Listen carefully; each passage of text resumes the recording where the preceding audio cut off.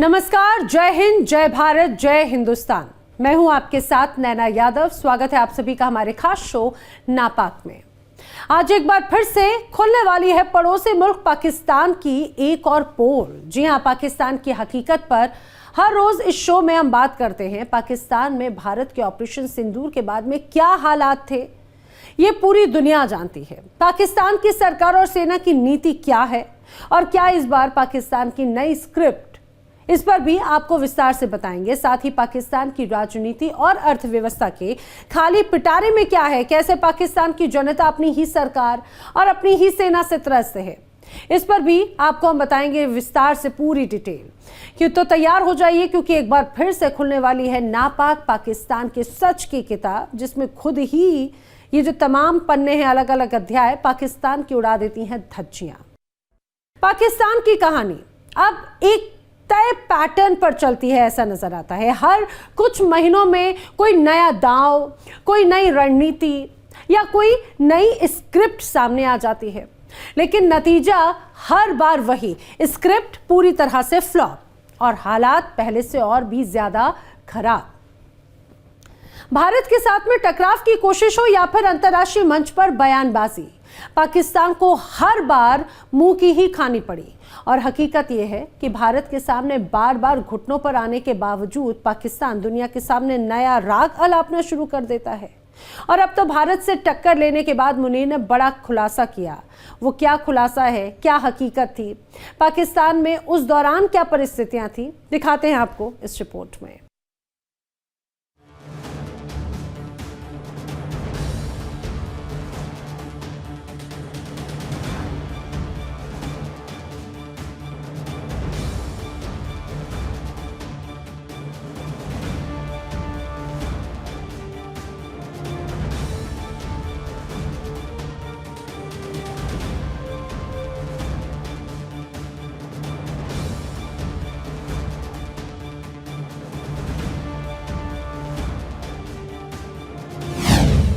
Operation सिंदूर की करारी चोट नहीं भूल पा रहा मुनीर।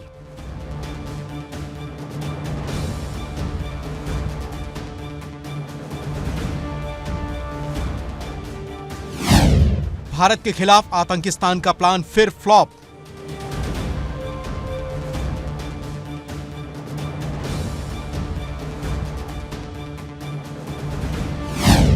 फिर नया राग, क्या सुधरेगा पाकिस्तान?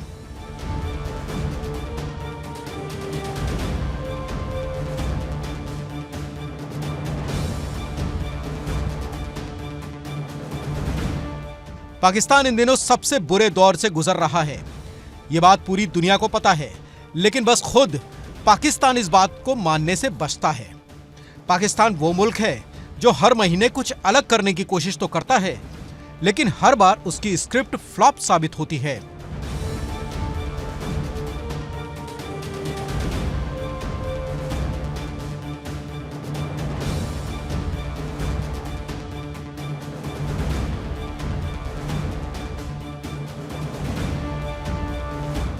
हर बार भारत के सामने घुटनों पर आने के बाद वो दुनिया में नया राग गाना शुरू कर देता है और भारत अंतर्राष्ट्रीय स्तर पर भी उसे बेइज्जत करने का काम करता है। लेकिन फिर भी पाकिस्तान है कि सुधरता नहीं है।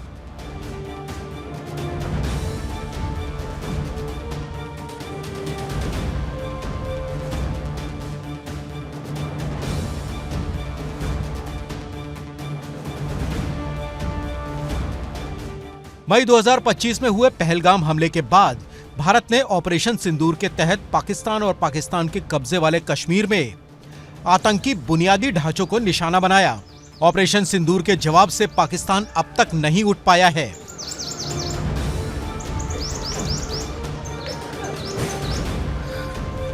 ये नुकसान, ये 9 नंबर। आसिम मुनीर ने अब नया खुलासा किया है जो इन दिनों सुर्खियों में है। हाल ही में इस घटना पर बयान देते हुए मुनीर ने कहा कि पाकिस्तान की सशस्त्र सेनाओं को अल्लाह की मदद मिली। उसने कहा कि ये मदद उन्होंने युद्ध के दौरान महसूस की।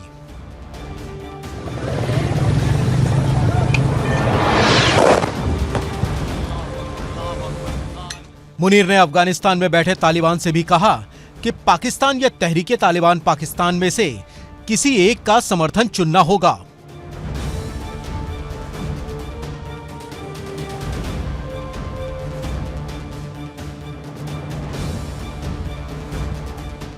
भारत की तरफ से ऑपरेशन सिंदूर के तहत पहलगाम हमले का जवाब दिया गया, जिसमें आतंकवादियों के ठिकाने पर सटीक हमले किए गए थे और आगे की कार्रवाई रोकने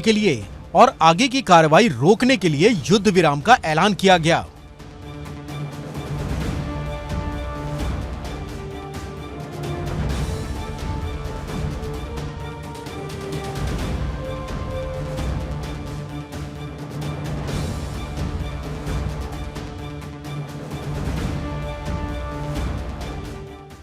मुनीर के बयान के बाद भारत पाकिस्तान के पिछले संघर्ष की यादें फिर ताजा हो गईं। ऑपरेशन सिंदूर ने सिर्फ पाकिस्तान को जवाब नहीं दिया, बल्कि पूरी दुनिया को भारतीय सेना ने यह भी दिखा दिया कि भारत कितना ताकतवर है। भारत समेत आतंकवाद के खिलाफ दुनिया के ज्यादातर देशों ने भारत का साथ दिया।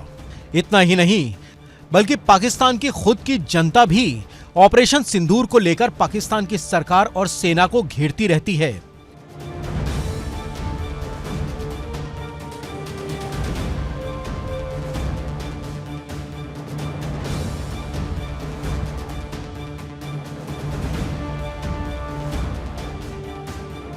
पहला इंडिया है, दूसरा ईरान है, फिर चाइना है, फिर अफगानिस्तान है जी। सबसे बड़ा बॉर्डर जो हमारे साथ लगता है वो है इंडिया का जी।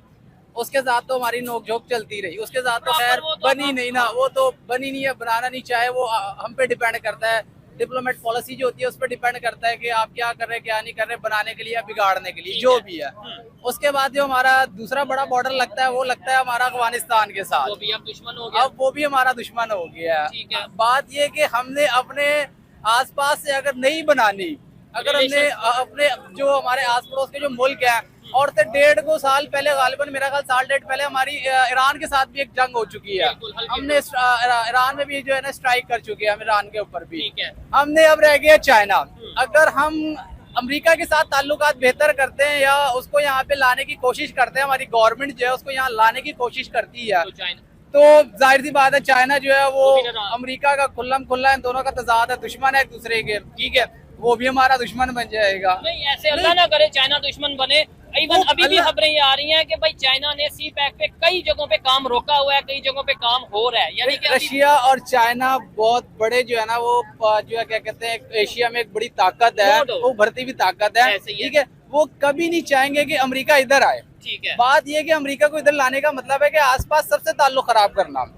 रशिया भी हमारे हमसाये में ही आता है, बेसिकली एशिया में ही आता है ना। सही है, लेकिन उसकी इंडिया के साथ रिलेशन जरा बेहतर है उनकी डिप्लोमेट पॉलिसी है ना, वो तो उनकी डिप्लोमेट पॉलिसी है कि उनके आपस के ताल्लुकात बेहतर है। वो जरा अमेरिका के प्रेशर में नहीं आया है, उसने जरा अपने ताल्लुकात बेहतर रखे हैं, ऑयल भी लिया है, गैस भी ले रहा है। ट्रम्प ने अभी उसके ऊपर बड़ा प्रेशर भी डाला था नरेंद्र मोदी पे कि आपने जो है ना बिल्कुल किसी किस्म की जो है उसके साथ लेन देन नहीं करनी है, वरना हम आप पे टैक्स लगा रहे हैं। वो लगा भी दिया, 50% टैक्स लगा, हाँ, लेकिन उसने कहा मैं लूंगा तेल, ठीक है। हमें भी ये करना चाहिए था। हम जो इतना दूर से जो हम पेट्रोल ले रहे हैं सऊदी से, कोई इसमें शक वाली बात नहीं है कि सऊदी अरब से हमारे ताल्लुकात बहुत अच्छे हैं, तो इसमें कोई ऐसी बात नहीं है। लेकिन जाहिर सी बात है एक चीज हम इतनी दूर से लेके आ रहे हैं कि हमारे को जो है हमारे पास से मिल सकती है, गैस भी मिल सकती है, ईरान से भी मिल सकती है और रशिया से भी मिल सकती है, तेल भी मिल सकता है, लेकिन हम फिर भी इतना दूर से ले रहे हैं, जबकि 2 मुल्क हमारे साथ ही बैठे हुए हैं, हमारे अमेरिका का प्रेशर है ना, फिर अमेरिका का दबाव है। देखिए ना, यही बात है ना, इंडिया ने प्रेशर नहीं लिया है, इंडिया जो है वो ले रहा है, अपनी लेन देन उसने रखी हुई है रशिया से भी, हाँ, हमने प्रेशर लेके जो है ना ये क्या कहते हैं ये भी नहीं लिया,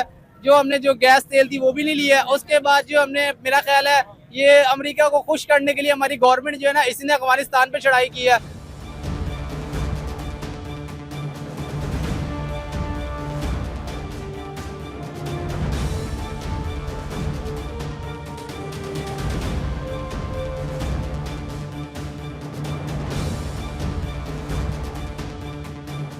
पाकिस्तान आतंकवाद का अड्डा बन चुका है, ये हर कोई जानता है।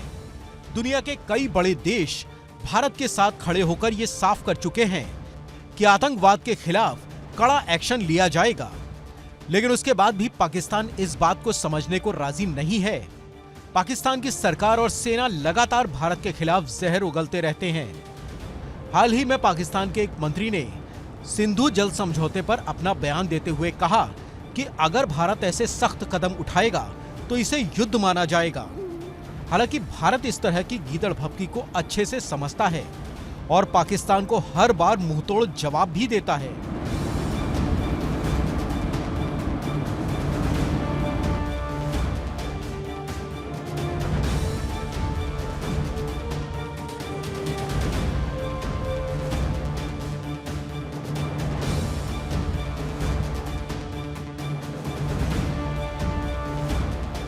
हमारे घर में फाके हैं, इनकी उम्र- इतनी महंगाई है, बिजली का बिल देना है, मकान का किराया देना है, ठीक है। रोटी भी खानी है, अम्मी बीमार है, अब्बा बीमार है, दादा बीमार है, नानी बीमार है, उसके लिए दवाई लेके जानी है। ये वैसे ये इस फिक्र में है। अच्छा। इस फिक्र में इधर रुल रहे हैं मार्केट में। मैंने देखा ये बॉर्डर्स के ऊपर जितनी जंगें हम कर रहे हैं अफगानिस्तान के साथ, इंडिया के साथ, पूरी दुनिया ने देखा कौन जीता कौन हारा। ठीक वो है। मैं और आप इस चीज को नहीं देख सकते, ठीक है, ठीक है। फैसला नहीं कर सकते, पूरी दुनिया इसके फैसला करेगी। ठीक है। मेन जंग जो इस टाइम चल रही है हुकूमत की अवाम के साथ है। अब महंगाई का आलम देखिए, टमाटर किस तरफ जा रहा है, हाँ। आप इस चीज को खुद देख लें, मुर्गी किस तरफ जा रही है। क्या टमाटर की कीमत है? 600 रुपए इस टाइम इसका रेट चीनी की है। क्या कीमत चीनी है? 250 रुपए पे चली गई है। आटे की क्या कीमत आटा इस टाइम जो पहले रेट था उससे ऊपर चला गया, फिर भी 2200 रुपए का 20 किलो हो गया भाई साहब। 250 रुपए का 20 हाँ जी, किलो यानी कि इसके 100 रुपए बाद के ऊपर। दालों का रेट कहाँ पे चला गया है, महंगाई, बिजली कहाँ पे चली गई है। अब तो सुई गैस जो फिक्स कर दिया 1800 रुपए, वो हर घर में आना ही आना है, चाहे वो घर बंद है। अच्छा। कुछ रूल्स हुकूमत के जो हमारे इस तरफ जा रहे हैं, जंग की तरफ थोड़ी अपनी तवज्जो हटाएं। ये है। जो अवाम जंग कर रही है, अपनी महंगाई लड़ रही है। अपनी जात के साथ, इस तरफ तवज्जो करें। ये चीज है। आपकी मेहरबानी है, ये जंगों की तरफ से थोड़ा तवज्जो हटा दें।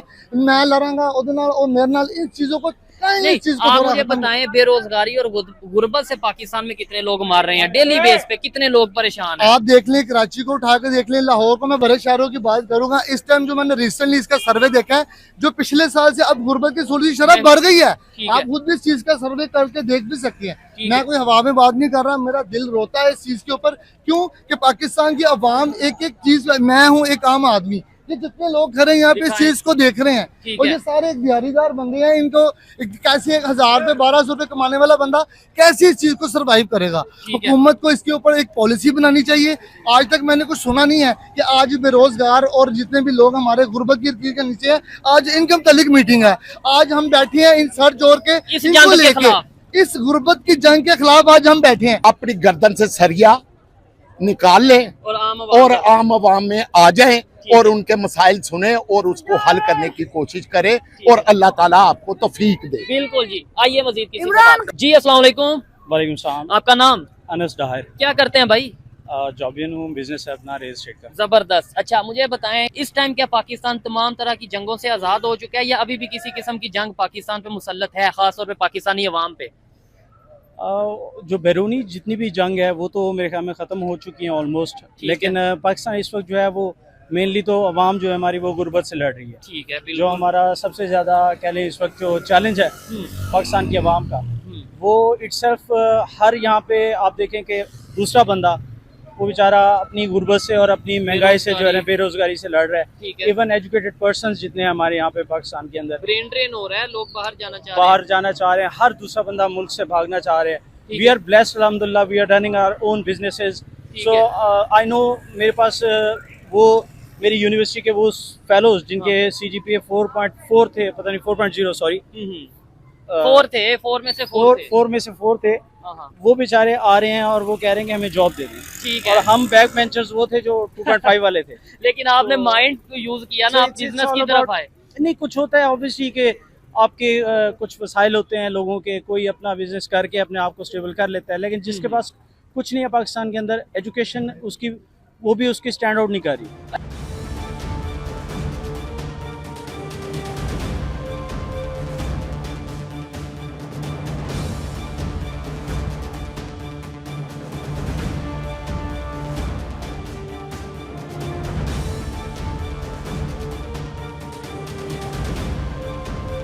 पाकिस्तान की आवाम ना तो इस सरकार से खुश है और ना ही अपनी सेना से।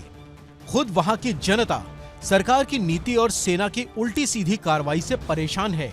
पाकिस्तान का युवा रोजगार और विकास चाहता है, गरीब 2 वक्त की रोटी मांगता है और महिलाएं सुरक्षा और इन बुनियादी सुविधाओं को देने में पाकिस्तान फेल नजर आ रहा है।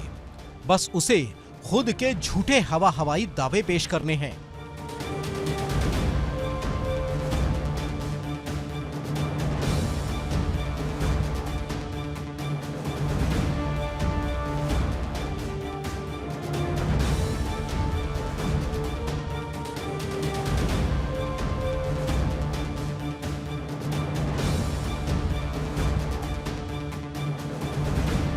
पाकिस्तान में आए दिन कभी गृह युद्ध की स्थिति देखने को मिलती है तो कभी हमलों की।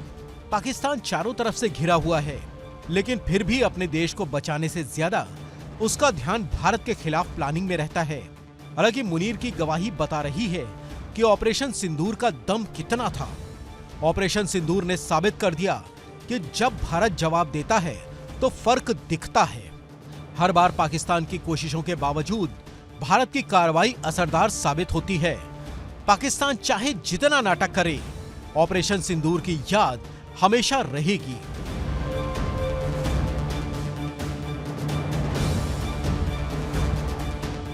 Bureau report, India daily.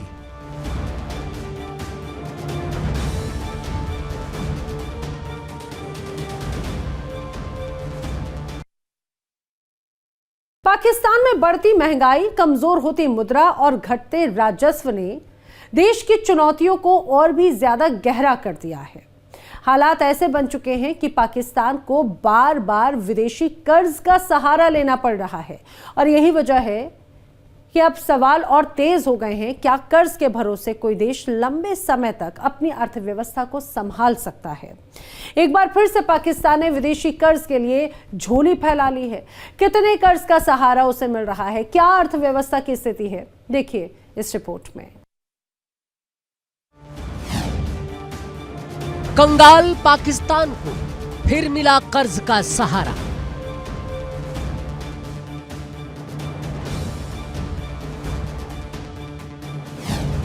विश्व बैंक से 70 करोड़ डॉलर कर्ज।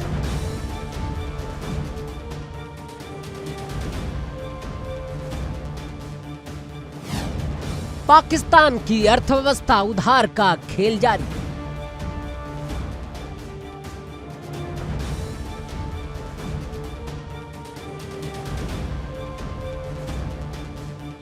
पाकिस्तान की अर्थव्यवस्था एक बार फिर गंभीर दबाव में नजर आ रही है। लगातार बढ़ते कर्ज के बोझ के बीच पाकिस्तान को एक बार फिर नए लोन की जरूरत पड़ गई है। आर्थिक हालात को संभालने के लिए पाकिस्तान फिर से अंतर्राष्ट्रीय संस्थाओं की ओर देख रहा है और अपनी अर्थव्यवस्था को पटरी पर लाने की कोशिशों में जुटा है। बढ़ती महंगाई, कमजोर मुद्रा और राजस्व में कमी ने पाकिस्तान की आर्थिक चुनौतियों को और गहरा कर दिया है। ऐसे में बार बार लिया जा रहा विदेशी कर्ज ये सवाल खड़ा कर रहा है कि क्या कर्ज के सहारे पाकिस्तान की अर्थव्यवस्था लंबे समय तक संभल पाएगी। फिलहाल पाकिस्तान की कोशिश यही है कि किसी तरह आर्थिक स्थिरता बनाई जा सके, लेकिन हालात अभी भी चुनौतीपूर्ण बने हुए हैं। कर्ज के बोझ तले दबे पाकिस्तान को एक बार फिर विदेशी सहारे की जरूरत पड़ गई है। रसातल में जा चुकी पाकिस्तान की अर्थव्यवस्था को संभालने के लिए विश्व बैंक ने 70 करोड़ डॉलर के लोन को मंजूरी दी है। ये लोन एक बड़े कार्यक्रम का हिस्सा है जिसका मकसद पाकिस्तान की चरमराती अर्थव्यवस्था को स्थिर करना और सरकारी सेवाओं को बेहतर बनाना बताया जा रहा है। लेकिन सवाल ये है कि क्या कर्ज पर कर्ज से वाकई पाकिस्तान की हालत सुधर पाएगी, क्योंकि अब तो पाकिस्तान की जनता भी ये समझ गई है कि उनकी सरकार विदेशी कर्ज पर अपने देश को चलाने पर मजबूर है, ना कि देश के विकास को लेकर एक्टिव है। And that money was recovered on the basis of the recent FATF meeting, the NFC meeting, talking about India. I would like to first talk about India. What they got under the security agreement was an issue 2 years ago, so we cannot include that. Every state, every country has an issue, and the way that issue is decided, things are decided in that way, so they did not get it now. This is the data of the previous year, which they are getting now.